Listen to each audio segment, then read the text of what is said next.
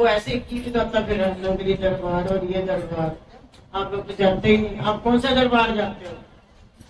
चलो जी, अपने माता अपने घर के दरबार जाते हैं, रसोई के दरबार जाते हैं, लंगर के दरबार जाते हैं, हरिद्वार शांति कुंज जानते हैं, वो रास्ते में आता है।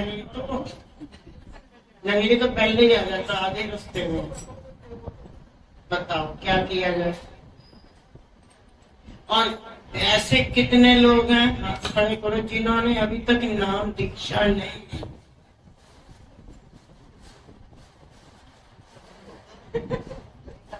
किसी ने भी नहीं ली। अगर हाथ नहीं खड़े करोगे तो हम समझेंगे किसी ने भी नहीं ली। कितनों ने अभी तक नाम दीक्षा नहीं दी है?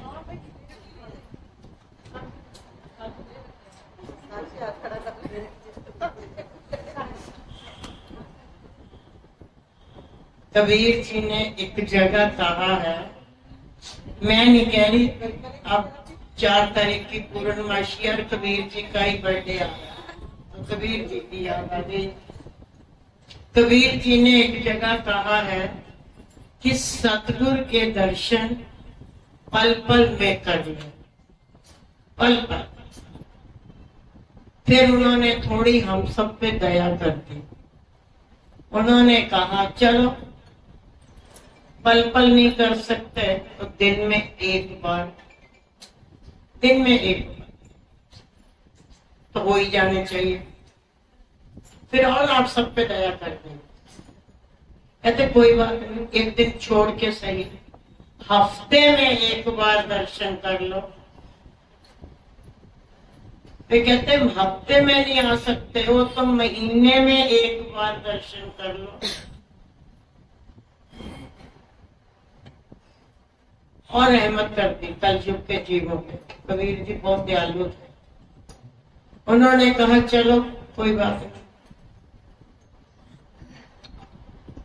अगर हफ्ते में नहीं कर सकते और महीने में नहीं कर सकते, 6 महीने में एक बार कर लो।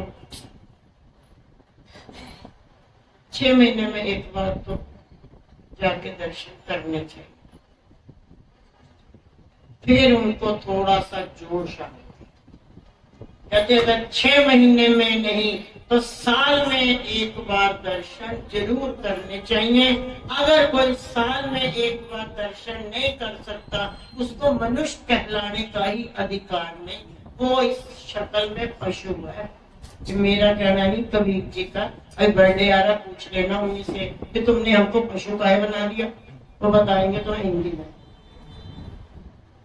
और ये बच्ची ने कहा आपका शुभ नाम रश्मि। तो इस बिटिया ने कहा कि मैं तो अभी तक गई नहीं नंगली, तो तुमको रास्ता हम बता देते। बोल जयकारा, बोल मेरे श्री गुरु महाराज। सीधी दिल्ली हरिद्वार वाली रोड, कोई दिल्ली वालों को तो कोई दिक्कत ही नहीं है। बोल साचे दरबार की। मुझे जाना है दरबार, कोई रास्ता बता दो। मुझे जाना है दरबार, कोई रास्ता बता दो। कोई रास्ता बता दो, नंगली वाले से मिला दो। कोई रास्ता नंगली वाले से मिला दो। मुझे जाना दरबार, कोई रास्ता बता दो। मुझे जाना है दरबार, कोई दिल्ली हरिद्वार के रोड पे एक स्टेशन आएगा सपौती। तुम सकौती को जाना, फिर गेट पे आ जाना। तुम सकौती को जाना, फिर गेट पे आ जाना। लो शुरू हुआ दरबार,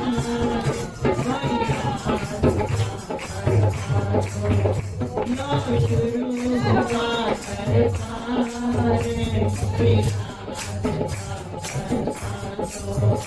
मुझे जाना है सरकार,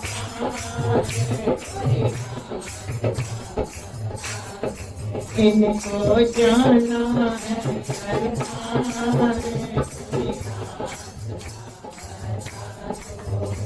आएंगे मोड़ चढ़ाते आते जन्मों की फांसी, आएंगे मोड़ चढ़ाते आते जन्मों की फांसी, तुम मन में भर लो प्यारे, तुम मन में भर लो प्यारे, मुझे जाना है सरकारे, मुझे जाना है सरकारे, कोई जंगली वाले से मिला दो, कोई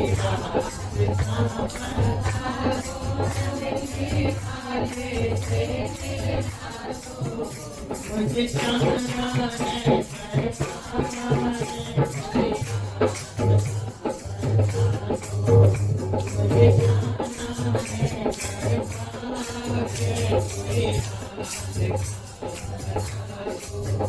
चौरासी मोड़ चलते चलते अब इस बच्चे ने बीच में गेंदा राम जी की बात कही थी, और वो सबसे पहले शख्स वही है जो गुरु महाराज जी को चकौड़ी में प्रार्थना की कि प्रभु कभी नंगली में आइए। नंगली गांव, नंगली का नाम तो नंगली आज जड़ है, तो संतों की नंगली बना दिया इन्होंने। तो उनकी प्रार्थना पे श्री गुरु महाराज जी ने फरमाया था आएंगे कभी। और यहाँ पे हम एक और बात बता दें, जहाँ पे आप दर्शन करने जाते हो, जिन्हें पता उन्हें पता, जिन्हें नहीं पता उनको भी पता होना चाहिए। वो जो मेन मंदिर है उसके ऊपर वो गुंबज सोने का है, वो ऐसे ही नहीं है, कारण है। ऐसे नहीं वो गुंबज सोने का, उस गुंबज के पीछे भी एक कारण है। वो केवल भक्त गेंदा राम जी का वो बाबा आदम वाला जो घर होते थे लोग छतीरों वाले, वो घर था। और वो मुनि भृगु जी को मानते थे। कौन? मैंने गेंदा राम जी मुनि भृगु जी को मानते थे, और मुनि भृगु जी का चिंतन करते रहते थे, याद करते रहते थे। और एक दिन की बात है, बस हो गई घटना, घट गई, हम पहचान नहीं पाते हैं, घटना तो बस घट ही जाती है ना। उनके घर एक व्यक्ति आया जिसने एक कैदियों का रूप बना रखा था, और वो कैदी ऐसे उसने शो किया, गेंदा राम से कहा वो मेरे पीछे पुलिस लगी हुई है, मुझे आज की रात यहाँ रख लो। अब गेंदा राम जी, अब आपके पास से कोई ऐसा कैदी आए और कहे मेरे पीछे पुलिस लगी है, क्या करोगे? झंझट पड़ जाएगा ना। एक बार को माताएं मान भी जाएं और पीछे भाई लोग कहेंगे तेरा तो दिमाग खराब है, खुद तो मरेगी, हमें और मरवाएगी। कुछ ऐसा उनके साथ भी हुआ। गेंदा राम जी बड़े धर्म संकट में पड़ गए, क्योंकि और भी परिवार के लोग थे, भाई लोग वगैरह, तो वो लोग नहीं चाहते थे। तो उन्होंने उनको खाना पीना खिलाया, थोड़ी देर एक आधा घंटा रुके, और उसके बाद वो जो तुम्हारी पुलिया है वो भी ऐतिहासिक पुलिया। अपने समय में कभी श्री गुरु महाराज जी वहां तक सैर करने भी आते थे, और उसी पुलिया पे तो बैठते भी थे। तो पुलिया तक गेंदा राम जी उस कैदी को बाद में छोड़ने भी आए, और ये कहते उन्होंने विनती की कि प्रभु मैं तो चलो रख लेता, परिवार नहीं मान रहा, तो एकदम से वो प्रकट हो गए और कहते, लोग कहते हैं कि भृगु आए आए आए आए, मैं तो आया था, कोई मुझे रात रखने को भी राजी नहीं हुआ, पर फिर भी तुमने जो मेरे को आज खाना खिलाया है, जो तुम्हारा वो छतीर है, वो सोने का हो जाएगा और वही छतीर तुम्हारा बाद में वो गुंबज बनता है। और वो जो पार्किंग बनी हुई है वहीं पर ही है ना भगत गेंदाराम जी की। एक पार्किंग मिलेगी वहाँ गेंदाराम मिलेंगे, एक पार्किंग मिलेगी वहाँ गेंदाराम मिलेंगे, अब सीधा है दरबार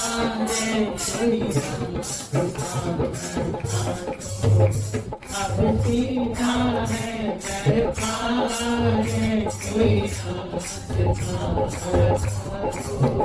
मुझे जाना है दरबार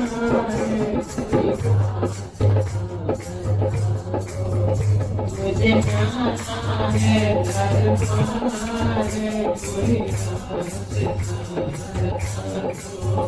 कोई रास्ता बता दो नगरी वाले से मिला, कोई रास्ता बता दो नगरी वाले से मिला, मुझे जाना है दरबार कोई रास्ता बता दो, मुझे जाना है दरबार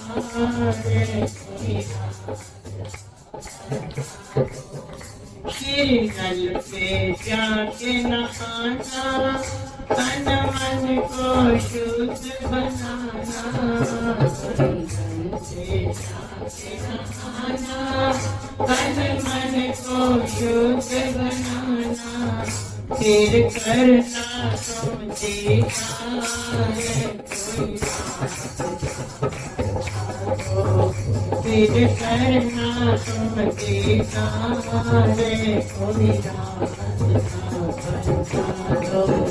कोई रास्ता बता दो नगरी वाले से मिला दो, कोई रास्ता बता नगरी वाले से मिला दो, मुझे जाना है दरबार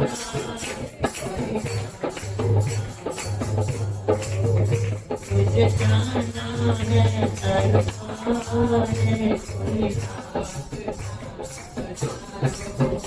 श्री मंदिर में फिर जाना, सतगुरु का दर्शन पाना, श्री मंदिर में फिर जाना, सतगुरु का दर्शन पाना। अब क्या करोगे? दर्शन भी हो गया। श्री मंदिर में फिर जाना, सतगुरु का दर्शन पाना, फिर करना फिर करना जय जयकार,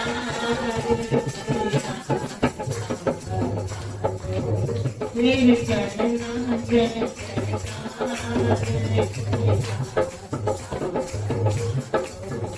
मुझे जाना है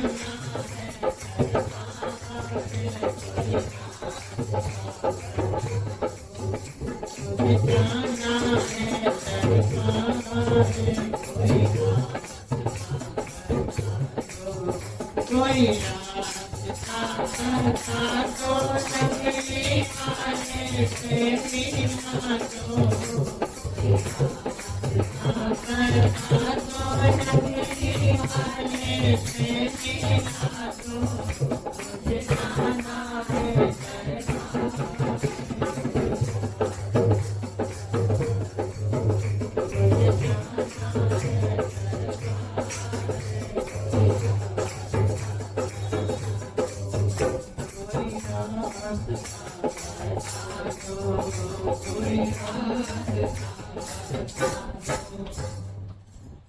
अब रास्ता तो मैंने बता दिया, अब देखेंगे 4 तारीख की पूर्णमासी पे कितने लोग आते हो, हमें इंतजार रहेगा। प्यारे, कम से कम भी नहीं, तुम दूर दूर भागते हो। हम लोगों को चाहिए शोशाबाजी, जीव को, और चाहिए ज्यादा से ज्यादा अपने आप को हाईलाइट करना। हमें चाहिए अपने आप को, ये सोचते हैं कि हम पता नहीं कहाँ भाग जाएंगे, चारों धाम करे आएंगे, वो करे आएंगे, वो करे आएंगे, वो करे आएंगे। प्यारे, अगर तुमसे तुम्हारे घर के बुजुर्ग और तुम्हारे गुरुदेव नहीं प्रसन्न, तो प्यारे मुझे नहीं लगता वो तुम्हारे 4 धाम की यात्रा और इधर उधर की यात्रा पूरी होनी चाहिए। मुझे नहीं, इस बात के गवाह हैं रविदास जी। अभी निकली उन्हीं की जन्म तिथि है, पिछली 5 तारीख को उन्हीं की थी, 5 मई को। रविदास जी हमारे बेचारे, अब जानते हो रविदास किन लोगों को कहा जाता है? जूता सिलते थे। कैसे उनको टाइम मिलता था, अपने भजन कीर्तन भी करते थे, काम भी करते थे, कमाई भी करते थे और खर्च भी करते थे, और उनके यहाँ संत मंडली भी आई रहती थी, प्रोग्राम भी चलते रहते थे। हमसे तो हमारी रोटी नहीं चलती, उनके यहाँ भंडारे चलते।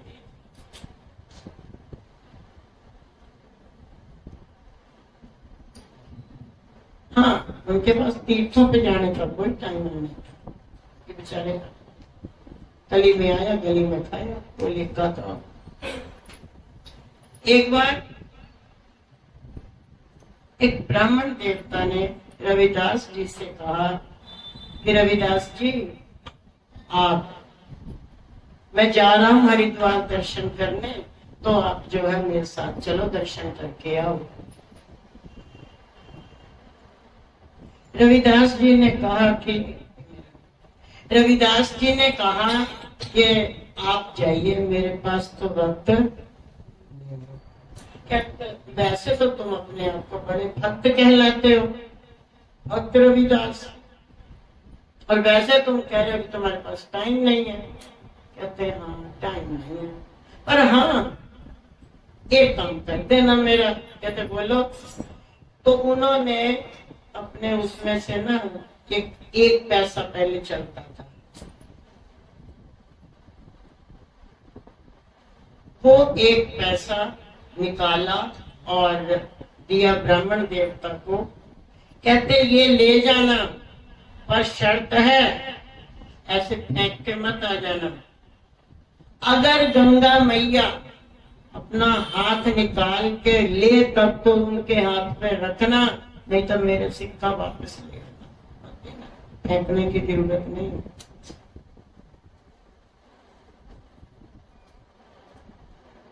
ब्राह्मण देवता ने सोचा ये कुछ अजीब ही भगत है, ये कुछ अपने आप को ज्यादा ही हाईलाइट समझता है, ये ज्यादा सर्वश्रेष्ठ है, पता नहीं अपने आप को समझता कि गंगा मैया का सिक्का ले लिया। बहुत से विचार बनाता रहा, खैर जैसे कैसे हरिद्वार पहुंचा, वहां पे नहाया वहाया, दर्शन किए, और फिर उसे याद आया कि वो रविदास जी का देना है अमानत। तो बोले भी गंगा मैया, वो क्योंकि जब व्यक्ति के अंदर अहंकार आता है ना, तो वो छोटे बड़े की मर्यादा भी भूल जाता है, और बोलने में कुछ भी अबे तबे करके छोटे को बड़े को कैसे भी बोल देता, कैसी भी भाषा का प्रयोग कर देता। तो उन्होंने उनकी कास्ट को मुख्य रखते हुए कहा, गंगा मैया, वो रविदास ने ये आपको दी है, और ये कहा था कि अगर हाथ निकाल के दे तो देना, नहीं तो वापस ले आना। एकदम गंगा जी से हाथ,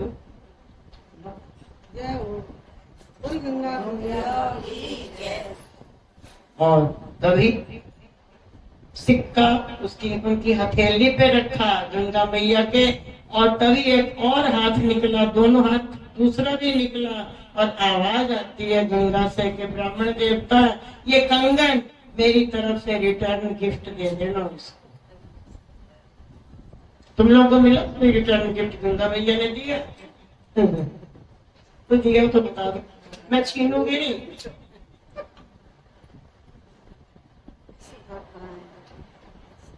प्यारे, अब वो कंगन देख के ब्राह्मण देवता का जो मन था ना, मन हमारा कहीं भी फिसल सकता, कहीं भी। इसका कोई भरोसा नहीं है। चाहे तो 1 रुपए में फिसल जाए, चाहे लाख पे फिसल जाए, चाहे करोड़ पे फिसल जाए, चाहे 10 पे फिसल जाए, ये फिसल सकता है कहीं भी। बात से बात याद आई, एक किराने की दुकान के बगल में एक और दुकान थी,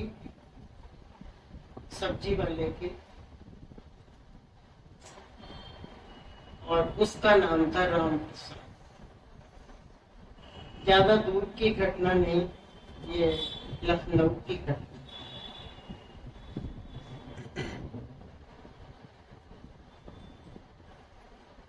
अचानक किसी कारणवश राम प्रसाद को घर जाना पड़ा, तो उसने बगल वाले से कहा कि बड़े भाई, तुम थोड़ी देर के लिए अगर दुकान को देख लो, नहीं तो मैं सामान अंदर करूंगा, शटर गिराऊंगा, फिर आऊंगा, शटर उठाऊंगा, तो तुम थोड़ी देर देखो, बस मेरा कोई काम पड़ गया, मैं करने गया और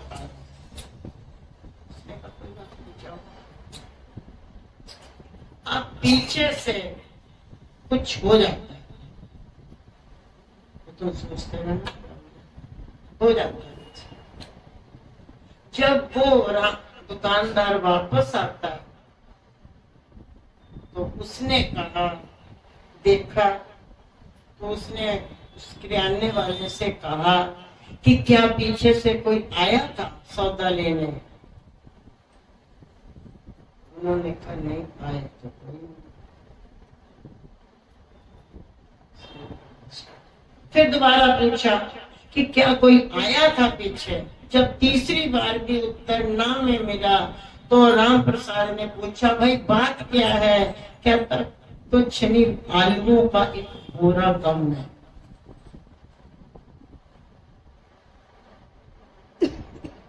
तो जब कोई आया नहीं, तो फिर तो पता फिर कहाँ गया आलू का बोरा।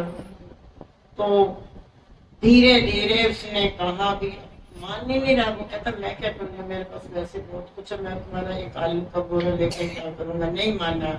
लेकिन बाद में उसने धीरे धीरे जो उसका नौकर था उसको कुछ पैसे से खरीद लिया और उससे सच उगलवा लिया कि तुम्हारे यहाँ से आलू का एक बोरा मेरे ही द्वारा उठा के उधर रखा।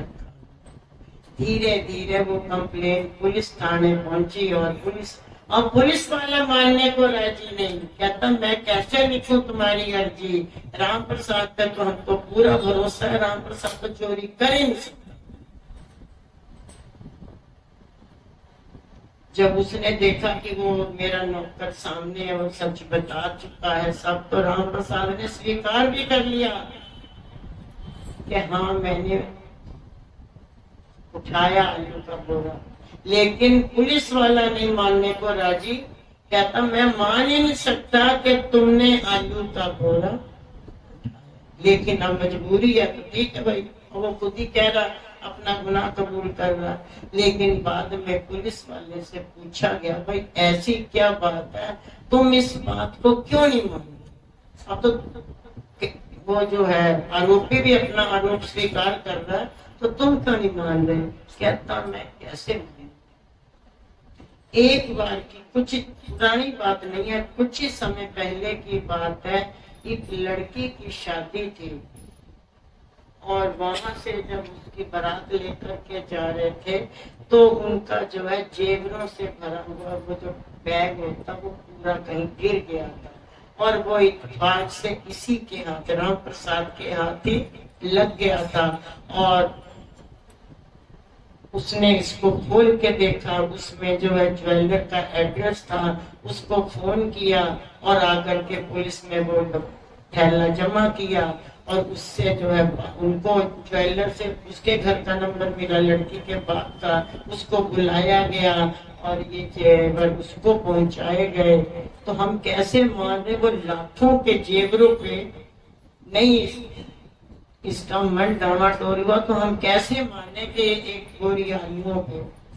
लेकिन प्यारे बात तो थी ना कि जरूरी नहीं कि ये जो मन हमारा, उससे पूछा गया राम प्रसाद से, वो कहता जिस समय मैंने वो थैला जेवर का देखा था तब मेरे मन में ये विचार आ गया था, अरे किसी बाप की लाखों की कमाई होगी, उसकी जिंदगी भर की कमाई होगी, कैसे कैसे खून पसीना बहा के उसने ये जेवर इकट्ठे किए होंगे, लड़की की शादी कर रहा है, अरे नहीं उसको तो देना चाहिए। पूछा गया आलमों पे क्यों ऐसे हो गया? कहता मैंने सोचा ये तो 10 बोरे पड़े थे, तो एक अगर उठा भी लिया तो क्या होता। बात आलमों की नहीं है, बात प्यारे हमारे मन की। मन एक सेकंड में कहां से फिसल जाता है इसका प्यारे हमको भी पता। ऐसे ही उन ब्राह्मण देवता का भी उस कंगन पे मन फिसल गया और उन्होंने वहां न जाकर के कहा रविदास जी के पास, वहां न जाके वो राजा के पास, और वहां जाके उन्होंने राजा के वो कंगन दिखाया, देश की कंगन का, और उस कंगन को देखते ही जो है उन्होंने रानी को दिया। रानी बड़ी खुश। अब लेडीज के अंदर एक बड़ी कमजोरी होती है, तो मैचिंग बड़ी ढूंढती है, बेचारी अंदर ही अंदर कुछ बात तो सही है पर अब कैसे करें। हाँ नहीं कह सकते, सब बात तो है ना, वो मैचिंग ढूंढा करती है। जैसे ही वो कंगन रानी को दिया गया तो रानी बोली एक तो है मैचिंग का, दूसरा अब दूसरा चाहिए। ब्राह्मण देवता से कहा गया भाई जहां से ये लाए हो वहीं से ये दूसरा लेके आओ। ब्राह्मण देवता तो सर पकड़ के बैठ गया, भैया अब ये कंगन कहां से आएगा, ये तो कैसे कैसे आया था, अब ये कंगन आना बड़ा मुश्किल है। ब्राह्मण देवता ने बड़े हाथ पैर जोड़े, बोले महाराज मुझे माफ करो, ये कंगन दोबारा नहीं आ पाएगा। ऐसा राजा ने कहा 3 दिन की तुम्हें अवधि दी जाती है, अगर तुम 3 दिन के अंदर अंदर कंगन ना लेकर के आए तो तुम्हारा सिर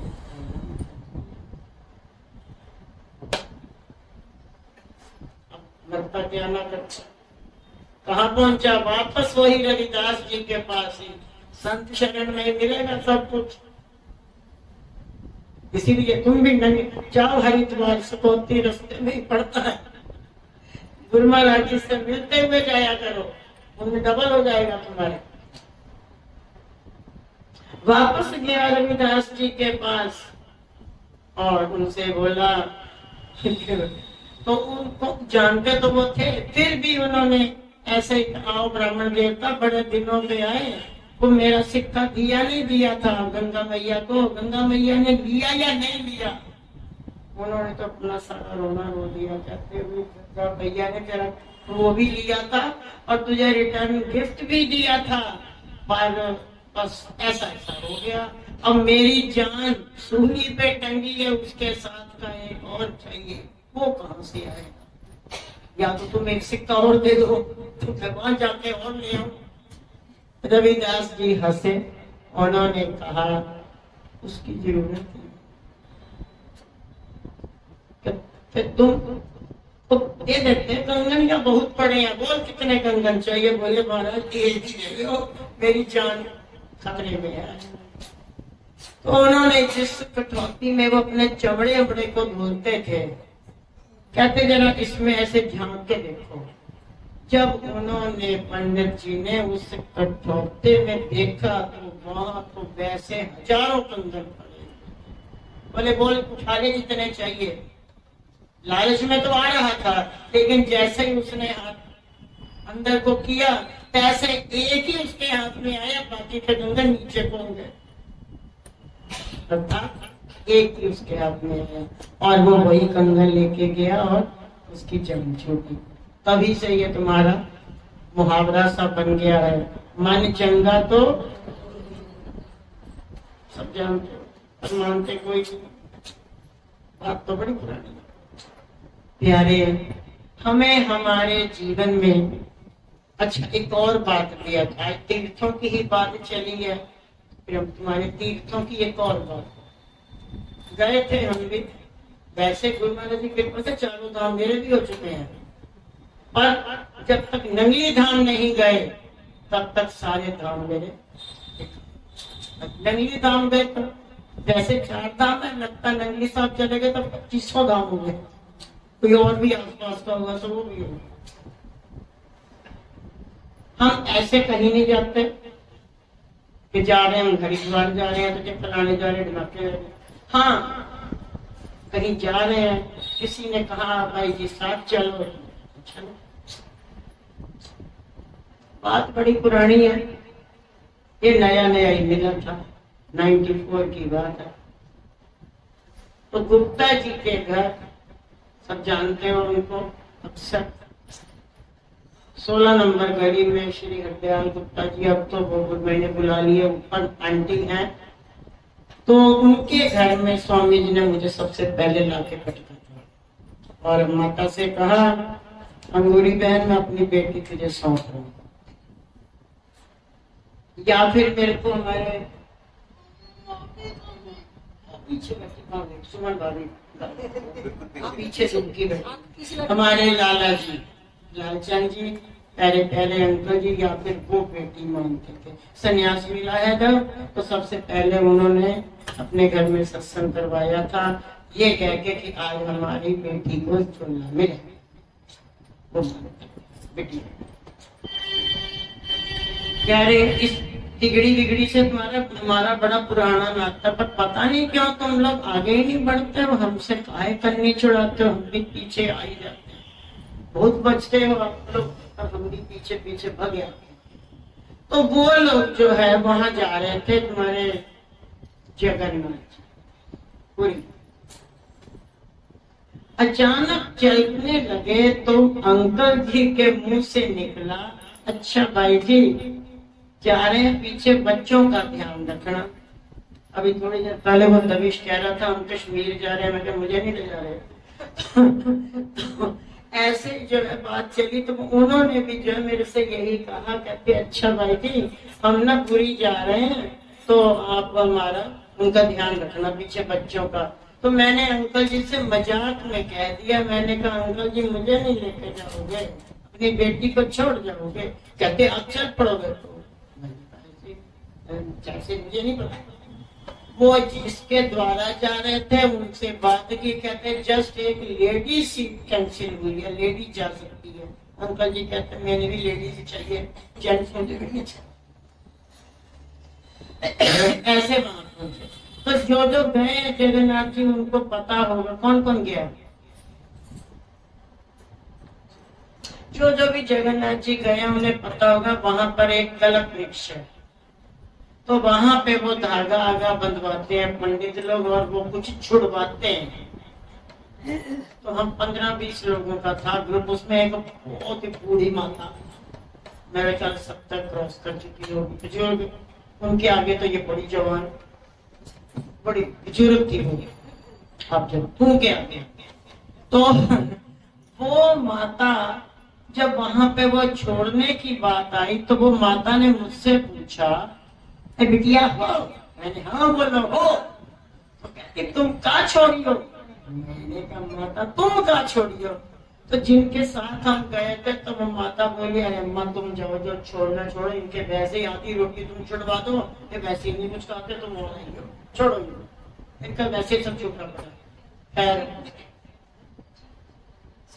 और मेरे को इतना क्रेज था कि मैं जरूर इस माता से पूछूंगी तुमने छोड़ा क्या है, तुम्हें इतनी तो तुम्हें छोड़ने की टेंशन मेरी हुई थी, आखिर तुमने क्या छोड़ा, आप क्या छोड़ के आए हो?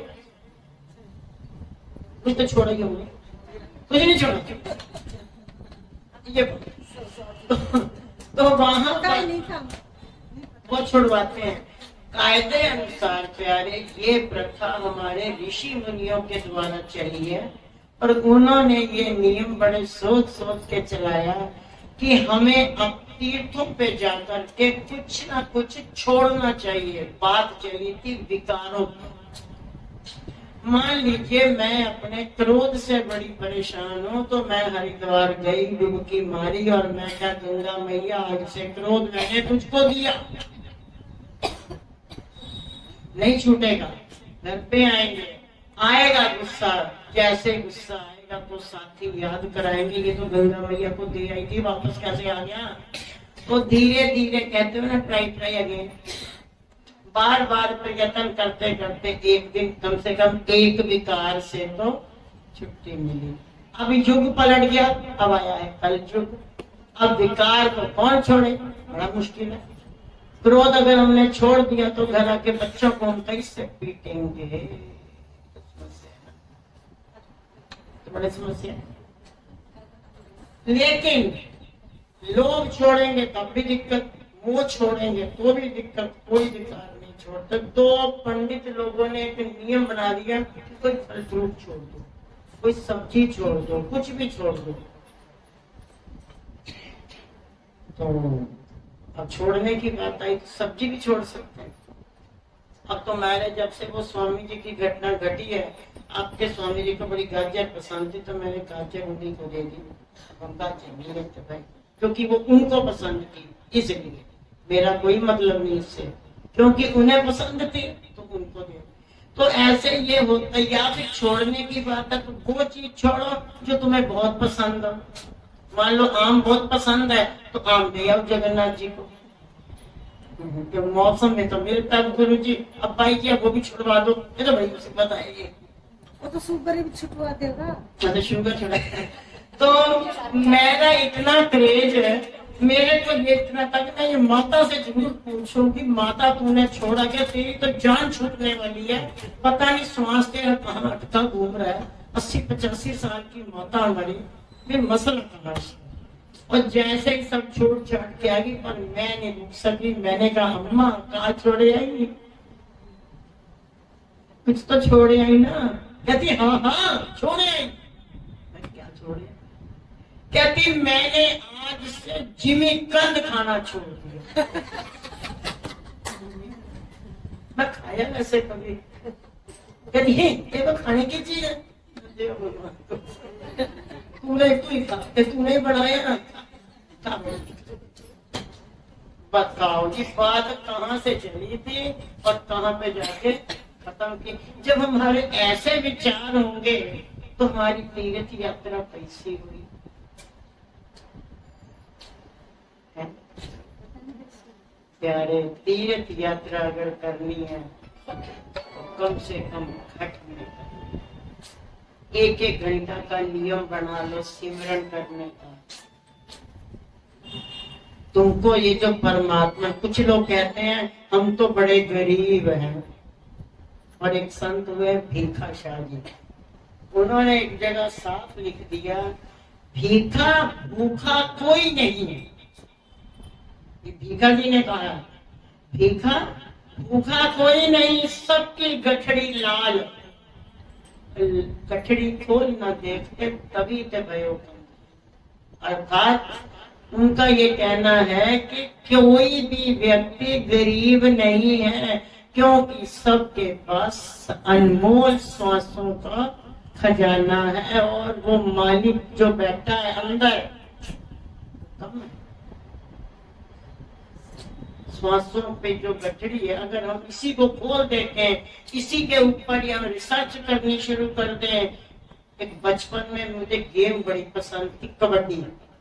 देखो हंसना नहीं है, बड़ी बड़ी बड़ी बड़ी बड़ी बड़ी बड़ी बड़ी। इसकी एक शर्त होती है, तुम लोगों ने तो क्या खेली होगी, भाई लोग बता सकते हैं। आप भी खेले, पक्के ठीक है। तो कबड्डी जब खेलते थे तो वो लड़कियां भी खेलते हैं, लड़के भी खेलते हैं। तो वो जो बीच की जो लाइन है उससे जो है उसको छूना होता है, पकड़ के पीछे वालों को, और वो पीछे वाले जाते जाएंगे, पीछे जाते जाएंगे, जो जीतेंगे। और तुम्हारा श्वास नहीं चलना चाहिए, और एक ही सांस में करते चले जाना। और जब तक तुम दो चार को छू करके पाले पे, पाले बोलते क्या बोलते हो उस लकीर को, जब तक उसे नहीं छुओगे तब तक नहीं तो तुम आउट। मैंने प्राणायाम उसी गेम से सीखा। और छुए वो भी खत्म हो जाते हैं सारे। प्राणायाम हमने वहीं से सीखा, क्योंकि उसी में एक श्वास रोकने की प्रक्रिया होती है और श्वास रोका जाता है और गजब गजब की बात रहती है। और वो पकड़ के चलते चलते चलते चलते चलते चलते और वो कभी उधर से कभी उधर से, फिर होता है अपने वक्त पीछे की भी हद है। ये नहीं है कि तुम मकान के पटरी पार ले जाओगे, ऐसा कुछ नहीं। उसकी भी हद है, उतने में लेके जाना है और उधर भी हद है, उतने में लेके जाना है। पर बीच की लाइन है और पीछे कजरे तो कस के पकड़ लेती थी कि तो पाले तक ना पहुंच पाए सारे लोग इधर। और पूछो ना, हम लोग भी घसीटते हुए अच्छे कच्चे कपड़ों की दुर्गति हो जाती होने दो, पर पाला पकड़ना मसला कपड़ों का नहीं पाले का है। प्राणायाम तो अब बताइए कि प्राणायाम से मामला कहां से कहां पहुंच गया। तुम लोगों ने मुझे उठा के कुर्सी में बिठा दिया और मुझे तो बना दिया चौकीदार। तुम बन गए सेठ जिम्मेदार, क्या कर सकते। जिम्मेदार बड़ा था चौकीदार, वो तो एक ही बात कहता रहता, जानते रहो चौकीदार आप तो राजा हो। जागते रहो। राजा तो पर आज हम भी यही बात ही कहेंगे, जागते ये बात है ना। चौकीदार वाली ड्यूटी हम आज भी दे रहे, जागते रहो। पर हम अपने आप को जो बड़ा अजीब सा हमारा बन गया है हिसाब किताब, एक एक श्वास। अब ये शरीर सामने राजी बैठ गए, आंख नाक कान मुंह बाल हाथ, क्या बात। एक एक अंग जो उस परमात्मा का बनाया हुआ बना सकते हो। प्लास्टिक सर्जरी होती है पर वो नेचुरल चीज नहीं आ पाती। कबीर जी एक बार कहीं जा रहे थे तो पनहार में पानी भरती हुई निकल गई, तो वो सावन में लड़कियां मायके आती हैं। देखो हाँ या ना मुझे बता देना, क्योंकि मैं इस लाइन में आई आती है ना। तो वो लड़कियों को ना उसने उसके पति देव ने को वो भेजा होगा, क्या बोलते हैं इसको, दक्षिणी। तो वो बार बार जो है मटका से उठाए हुए जा रही है और बार बार सखी सहेलियों से बता रही, अरे ये मेरे उन्होंने दी है, अरे ये मेरे उन्होंने दी है, ये उन्होंने भेजी है, उन्होंने।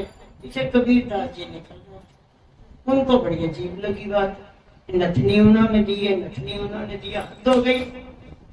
कबीर जी ने बोला पीछे से चलते चलते, नथनी दीनी यार ने बहुत ही रही सुनाए, नथनी दीनी यार ने बहुत ही रही सुनाए, और नाच दीन करतार ने वो तुझे याद ना है। अगर परमात्मा तुम्हें नाक ही ना देता ये नथनी कहाँ बैठती। परमात्मा का धर्मवाद नहीं कैसे हो रहा, वो लगा रखी है कि मेरे उन्होंने दिए कि उन्होंने दिए। परमात्मा ने नाक दिया, जरा उनका भी धन्यवाद कर देना चाहिए। तो प्यारे ज्यादा नहीं कहेंगे, आप लोग आए, हम सब मिले बैठे और इस मालिक का गुणगान किया। 15 मई से तो देखो हम 15 मई से बैठे कीर्तन कर रहे हैं, और 17 मई होगी तुम लोग आ जाए, कोई बात है भला तुम क्यों नहीं आए 15 मई से? 15 मई होती है ना इनके, तो बाढ़ देख देख हम बैठ क्या देखे, हम तो बैठे थे 15 मई से बैठे हुए, तुम क्यों नहीं आए? किसी कारणवश डिले हो गया, वो प्रोग्राम आज का रखा गया। होता रहता, आगे पीछे चलता है, बस होता रहना चाहिए, आगे हो या पीछे हो। आप लोग खुद भी जाइए दरबार और अपने बच्चों को भी लेके जाइए। बच्चा भी तुम्हारा भजन गाते गाते बीच में इसने को छपरा का नाम ले डाला था। छपरा में है क्या, क्या है छपरा में? हाँ भाई इधर वाले बताना जरा, छपरा छपरा क्यों बोले जा रहा था? और तुम लोग भी तालियां बजा बजा के कह रहे थे यहाँ छपरा दरबार है क्या? वहां प्यारे छपरा में वो गंगा है छपरा में वो मेन गंगा है जहां से ये सारी रचना है। दादा गुरु महाराज जी की जन्मभूमि है। तुम नंगली नहीं पहुंचते हो तो पटना छपरा क्या जाओगे? साल में एक बार जाया करो, हमारा साथ कर लिया करो, मजे में रहोगे, ऐश कराएंगे। देखो गाना गाना साथे नाल रहोगे तो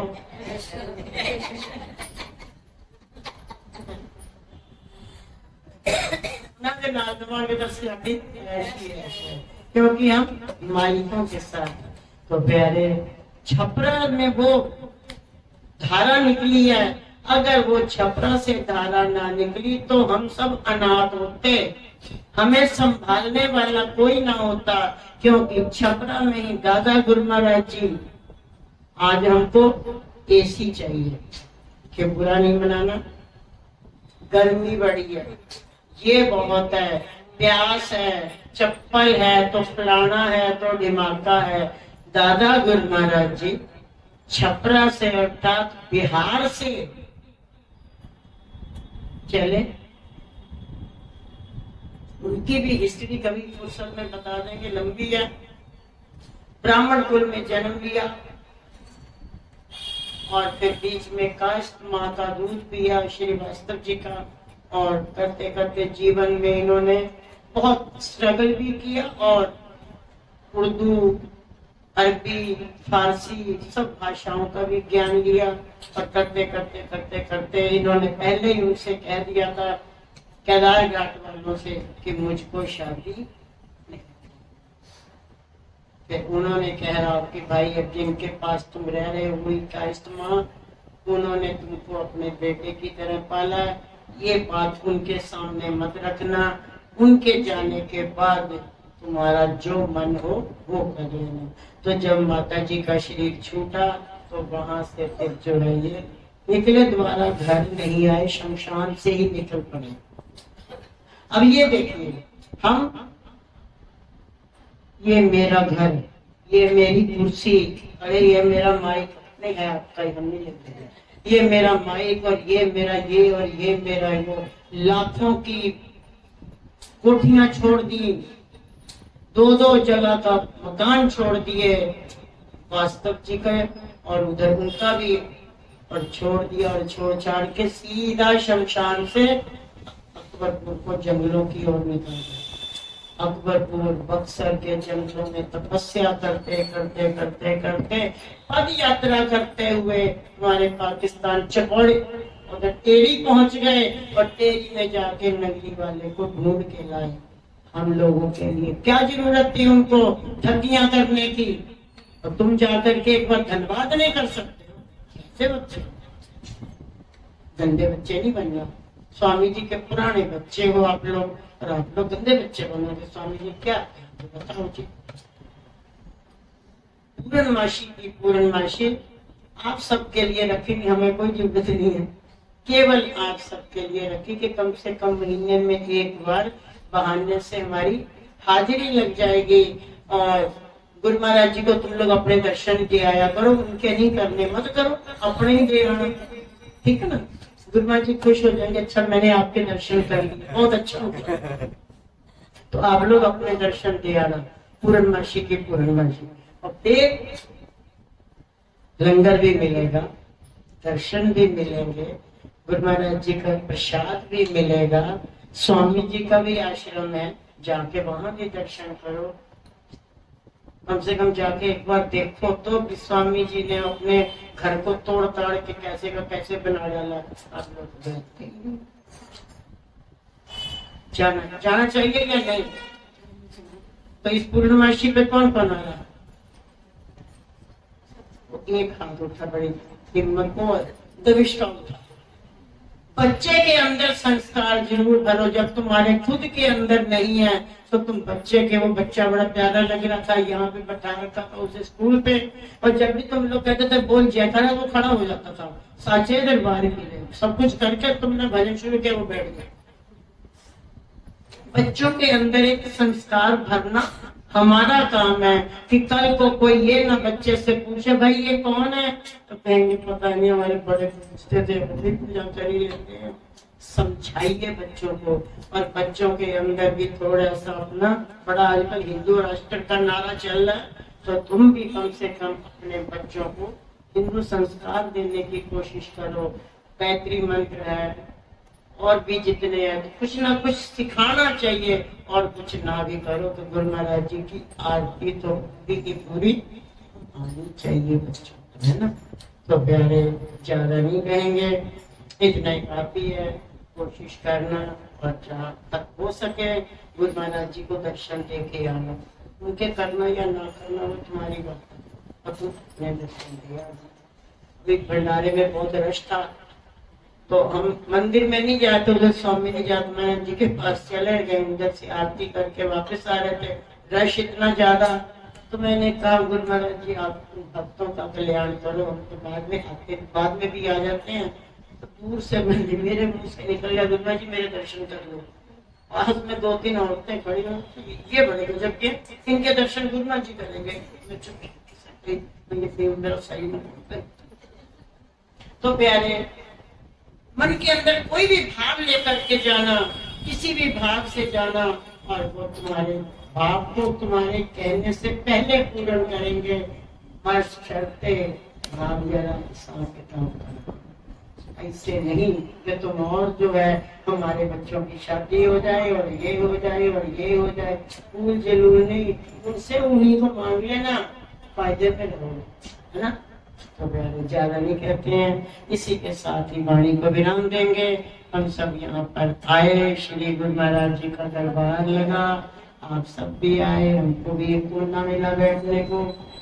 श्री गुरु महाराज जी इस परिवार में अपना प्यार, अपनी भक्ति, अपना आशीर्वाद ऐसे ही बनाए रखें। तुम लोग उदास मत होना, आप सब पे भी अपना प्यार ऐसे ही बनाए रखें, पर जिस भाव से आए मामला। और इसी के साथ ही वाणी को विराम देंगे। बोल जयकारा,